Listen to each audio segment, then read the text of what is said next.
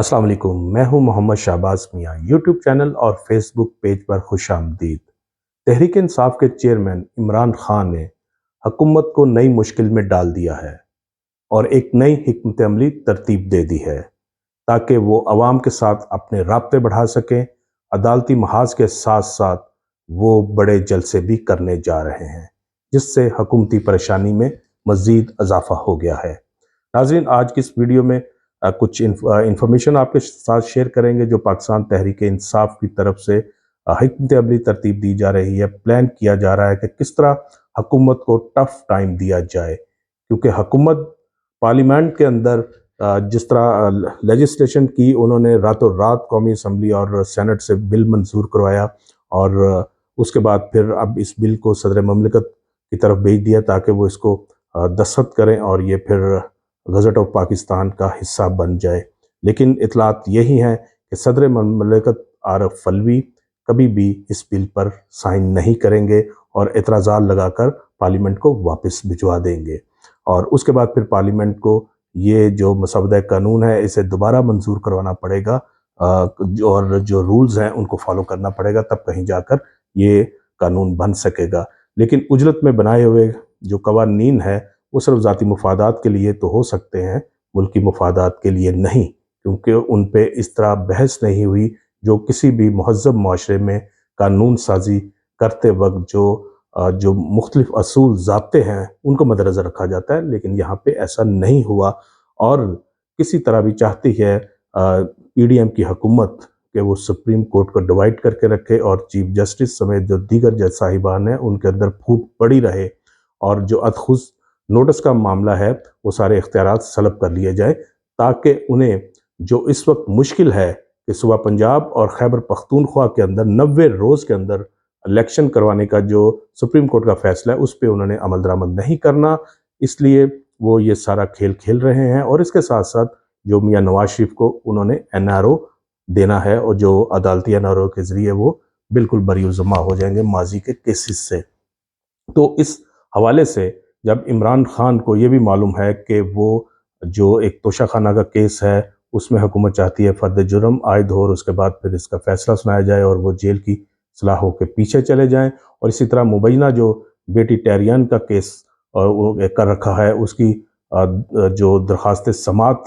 होने के काबिल है उस हवाले से भी जो फैसला महफूज है, तो ये हुकूमत की ख्वाहिशात हैं कि किसी तरह इमरान खान नाहिल हो और उन्हें जेल में डाला जाए ताकि मरीम नवाज़ के बकौल जो तराजू के दोनों पलड़े हैं वो बराबर हो सके और मियाँ नवाज शरीफ वापस वतन आ सके। तो इस हवाले से इमरान खान की और पाकिस्तान तहरीक इंसाफ की जो स्ट्रेटजी है वो अब यही है कि वो मुल्क के अंदर जिस तरह उन्होंने 25 मार्च को मीनार पाकिस्तान पर जलसा किया, इसी तरह वो मुल्क के अंदर अब बड़े बड़े जलसे करें, अवामी इज्तिमात करें और लोगों के दरमियान में जाएं और उन्हें बताएं कि किस तरह पीडीएम की हुकूमत सिर्फ 2 सूबों के इलेक्शन से नहीं भाग रही, बल्कि जब ये अगस्त के अंदर मौजूदा पार्लियामेंट बाकी 2 असम्बलियाँ और कौमी असम्बली की मुद्दत पूरी होगी तो उसके बाद फिर ये 8 अक्टूबर को भी इलेक्शन नहीं करवाएंगे, फिर ये 8 अक्टूबर से भी भागेंगे और उस वक्त भी बहाने करेंगे कि अभी तो हल्का बंदियाँ हो रही हैं नई मरदमशुमारी के मुताबिक, अभी तो मुल्क के अंदर दहशत गर्दी है और अभी तो मुल्क का ख़जाना खाली है, अभी तो जो सिक्योरिटी फोर्सेस हैं वो सरहदों पे जो है मसरूफ़ हैं, हमारे पास तो वसाइल नहीं हैं। तो ये किया जा रहा है और उस वक्त तक हो सकता है मुल्क के अंदर माशी जो इमरजेंसी लगाने की बात है वो भी बहुत आगे तक जा चुकी हो, क्योंकि हुकूमत बिल्कुल कंट्रोल नहीं हो रही पीडीएम के पास, वो बिल्कुल डिलीवर नहीं कर पा रहे, चाहे आईएमएफ का प्रोग्राम हो उसको बहाल कराने में नाकाम रहे, महंगाई को कंट्रोल करने में नाकाम रहे, आवाम को किसी तरह का रिलीफ देने में नाकाम रहे हैं। तो ये वो वजूहात हैं जिनकी वजह से वो आम इंतखाबात से अब भाग रहे हैं। तो इसमें इमरान खान अवाम के अंदर जा रहे हैं और लोगों को वो बताएंगे कि मुल्क के अंदर इंतखाब नहीं होता तो उससे फिर क्या नुकसान होगा, और उन्होंने ये बड़ा वाज़ेह कर दिया है कि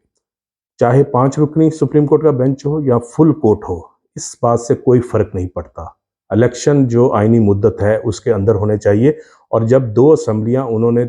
तहलील की हैं उससे पहले जो मुल्क के नामवर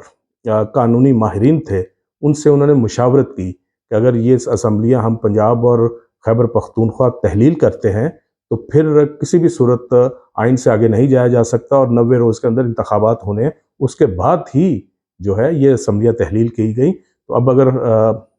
بدنیتی ہے کہیں طاقتور حلقوں کی طرف سے اور اس کے ساتھ ساتھ پی ڈی ایم کی حکومت کی طرف سے، تو وہ پھر ماورائے آئین ہوگا، اور ماورائے آئین جو ہے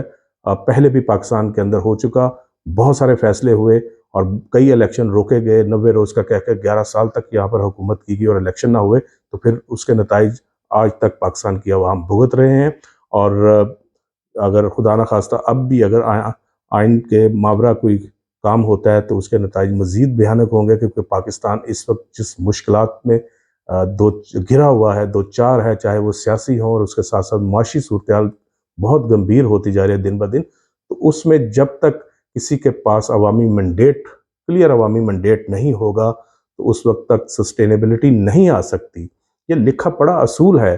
کہ جہاں پر پولیٹیکل سسٹینیبلٹی نہیں ہوگی وہاں پر سیاسی سسٹینیبلٹی نہیں آ سکتی۔ سیاسی استحکام ہوگا تو ملک کے اندر ایک جو اکنامک ایکٹیویٹی ہے وہ ہوگی اور سرمایہ آئے گا اور سرمایہ کاری آئے گی اور روزگار ملے گا اور جو ہے معاملات آگے بڑھیں گے۔ تو یہ بات کلیئر ہو جانی چاہیے حکمرانوں کو بھی اور طاقتور حلقوں کو بھی۔ اسی لیے عمران خان اب جو ہے وہ عوام کی طرف جا رہے ہیں دوبارہ، اور ملک کے اندر بڑے بڑے جلسے کریں گے تاکہ حکومت کو نئی مشکل میں ڈال سکیں۔